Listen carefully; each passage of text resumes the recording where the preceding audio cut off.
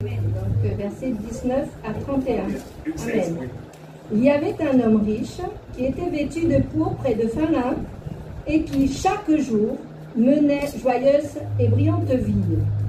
Un pauvre, nommé Lazare, était couché à sa porte, couvert d'ulcères et désireux de se rassasier des miettes qui tombaient de la table du riche.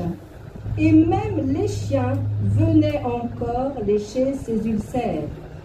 Le pauvre mourut, et il fut porté par les anges dans le sein d'Abraham. Le riche mourut aussi, et il fut enseveli. Dans le séjour des morts, il leva les yeux, et tandis qu'il était en proie au tourment, il vit de loin Abraham et Lazare dans son sein. Il s'écria: « Père Abraham, aie pitié de moi, et envoie Lazare pour qu'il trempe le bout de son doigt dans l'eau et me rafraîchisse la langue, car je souffre cruellement dans cette flamme. » Abraham répondit: « Mon enfant, souviens-toi que tu as reçu tes biens pendant ta vie, et que Lazare a eu les maux pendant la sienne. Maintenant, il est ici consolé, et toi tu souffres. D'ailleurs, il y a entre nous et vous un grand abîme, afin que ceux qui voudraient passer d'ici vers vous ou de là vers nous ne puissent le faire. » Le riche le dit: « Je te prie donc, Père Abraham, d'envoyer Lazare dans la maison de mon père, car j'ai 5 frères. C'est pour qu'il leur atteste ces choses, afin qu'ils ne viennent pas aussi dans ce lieu de tourment. » Abraham répondit: « Ils ont Moïse et les prophètes, qu'ils les écoutent. » Et il les dit: « Non, Père Abraham, mais si quelqu'un des morts va vers eux, ils se repentiront. » Et Abraham lui dit: « S'ils n'écoutent pas Moïse et les prophètes, ils ne se laisseront pas persuader quand même quelqu'un des morts ressusciterait. » Amen. Sois béni, ma soeur. Amen. Amen, amen. Amen. C'est tellement puissant ce que nous venons de lire.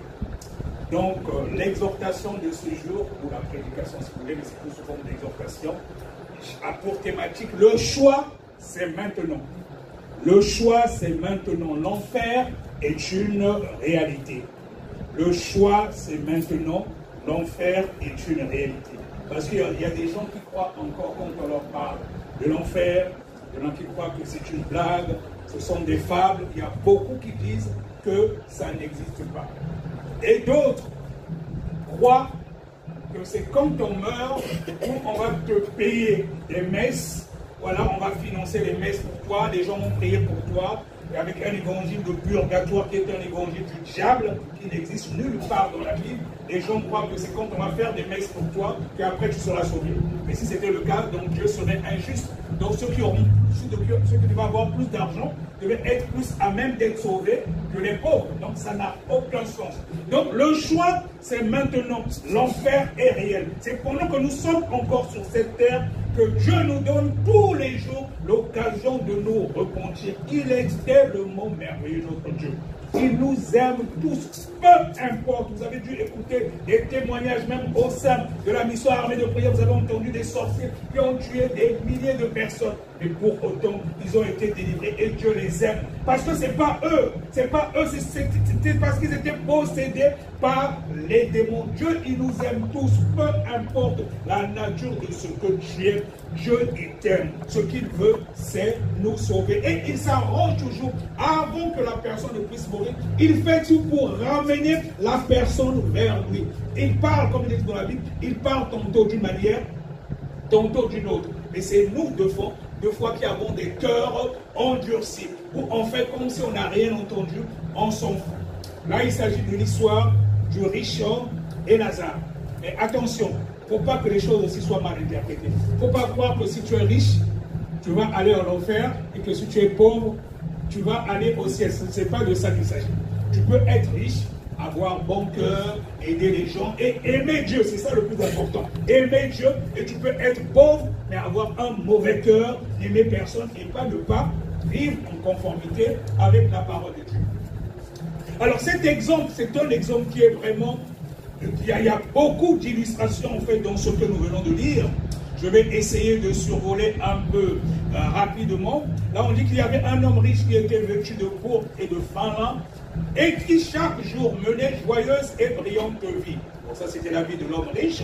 Un pauvre nommé Lazare était couché à sa porte, couvert d'ulcères et désiré de se rassasier des miettes qui tombaient de la table du riche. Donc là, ça montre déjà que le riche, il était tellement mauvais. Il en avait tellement, il ne pouvait même pas donner ne serait-ce que même un tout petit peu aux pauvres. Et souvent, il nous arrive de nous comporter de la sorte.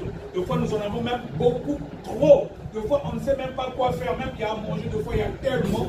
Mais des fois, on oublie même parfois de donner peut-être à quelqu'un qui est dans le besoin.